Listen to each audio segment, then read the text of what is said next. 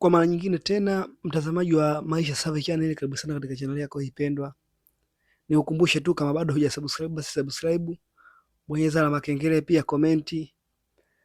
Kwani ukifanya hivyo unakuwa cha kwanza kabisa unakuwa unatusupport, alafu pili unakuwa unapata ujumbe kila video ambazo zote sisi tunazoposti, kwamba tumeposti kipengele hiki, aidha katika mahusiano, katika michezo, katika huzuni, katika furaha. Unakuwa ukifuatilia unajifunza kitu nawe. Lakini leo katika mahusiano tunaangalia kwa upande wa mwanamke, sifa 5 ambazo ukimwona nazo, ni dalili 5 ambazo ukimwona nazo mwanamke yote, awe mchumba wako au awe mke wako, jua kabisa wewe kisha kutoa kwenye moyo. Yani kwenye moyo wewe kishaanza kukutoa, au haupo kabisa kwenye moyo, kwa sababu kikawaida katika mahusiano mwanamume au mwanamke anaanza kumhifadhi mwenzake akilini. Yani mwanamke anahifadhiwa akili na mwanaume, na mwanaume anahifadhiwa akili na mwanamke. Sehemu ya pili moyoni, na sehemu ya tatu mwilini. Lakini ukiona kuna baadhi ya hizi sifa ninazokutajia akiwa kishaanza kubadilika, aidha kakutoa moyoni au kakutoa kwenye akilini au kakutoa kabisa hata kwenye mwili, basi tu nabaki ninaishi, lakini hamna jipa tena kwake. Sifa ya kwanza, hata ikiwa mwanamke, kwanza unaona anaanza kubadilika, anaanza kuwa jeuri. Yani mwanamke akianza kuwa jeuri, unaweza kumwambia jambo, akamwambia bwana muone. Unaweza ukamwagiza kitu kwenda kuchukua ndani, anaenda basi tu huku, anaenda anachukia, anaona kabisa hapa ukachukia, yeye anaenda. Mke wangu anaenda kitandani, anachukua kitu fulani nimesahau. Wewe ukumbuke bwana, mambo gani hayo? Yani ukimwona na sifa hiyo, jua kabisa huyo nataka kuanza kukutoa kwenye akili. Kila ukimwambia kitu yeye jeuri tu, fanya hiki.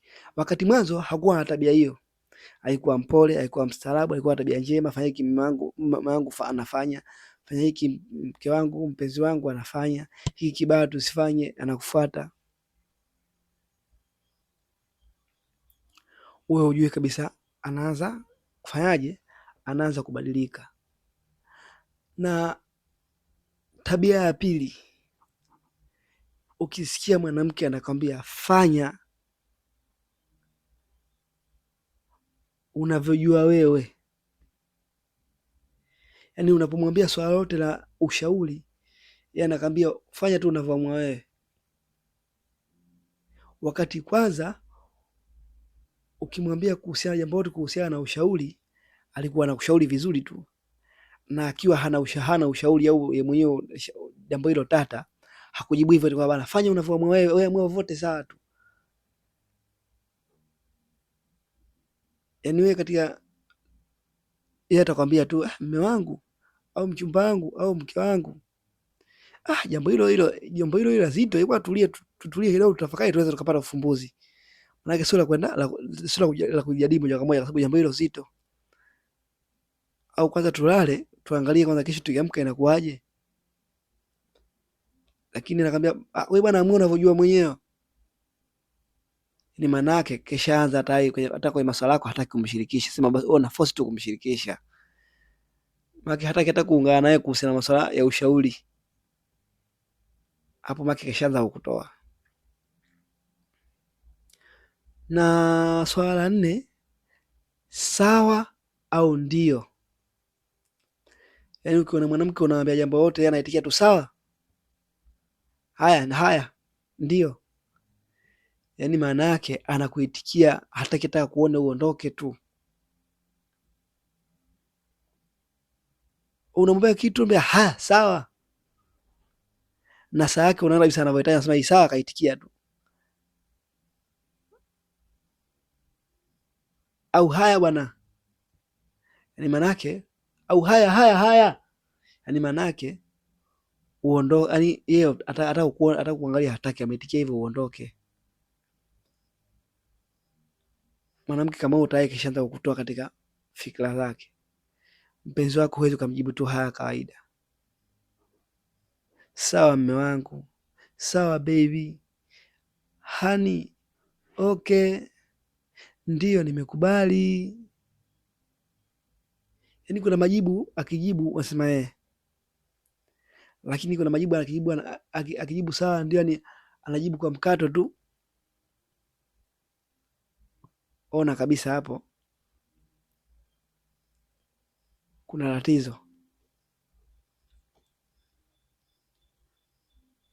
Hilo swala ngapi hilo? Swala la tatu. Na swala la nne,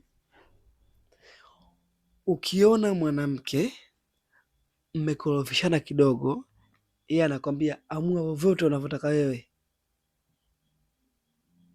Yaani mmekorofishana kidogo, akina kwambia amua vyovyote unavyotaka wewe, maana yake yeye kishajiandaa. Wewe hujui tu mpaka nakwambia hivyo, maana kishajiandaa. Amua tu unavyotaka wewe, vyovyote sawa. Ukisema basi ameisha, basi ameisha. Yaani mwanamke kama huyo ogopa sana.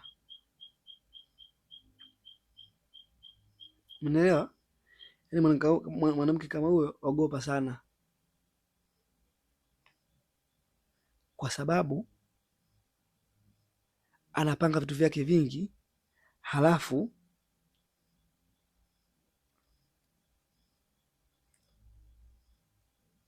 anasubiria bomu lilipuke tu siku moja,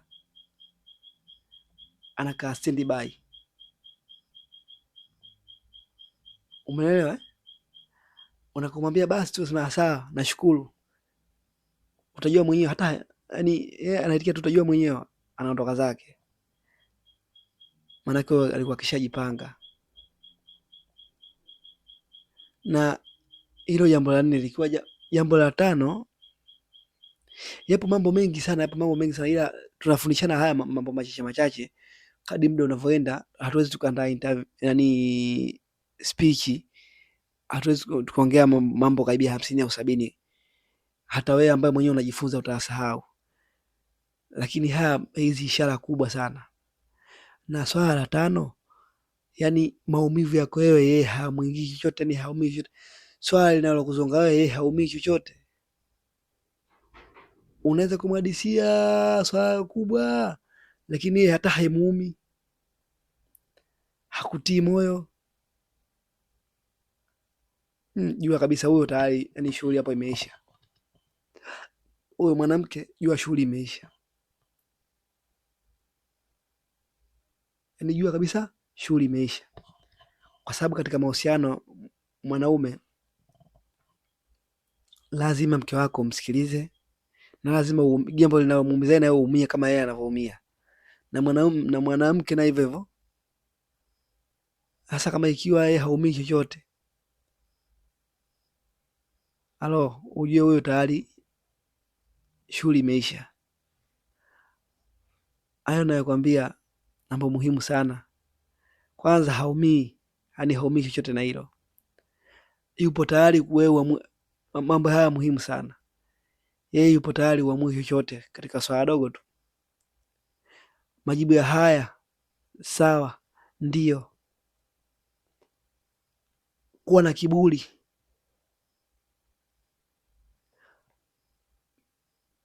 hayo ni baadhi ya mambo ambaye mwanamke, yani katika maisha ujue kabisa kama huu tayari kishanipunguza mimi, niangalie ustaarabu mwingine. Nikukumbushe tu kama bado hujasubscribe, basi subscribe, pia bonyeza alama ya kengele ili kutusupport sisi, kwani wewe hapo kupenda kipindi chetu sisi ndio kufanya tuongeze vipindi zaidi ambavyo vya kuelimisha zaidi, na wengine kuvipata zaidi, kueleza kuelimika zaidi katika mahusiano. Na usikose kufuatilia vipindi vyetu vingine vikiwemo vya michezo, vya simulizi mbalimbali za maisha, habari mbalimbali, exclusive mbalimbali, interview mbalimbali. kwangu mimi wewe nakupa sauti kwa sababu wa heshima sana.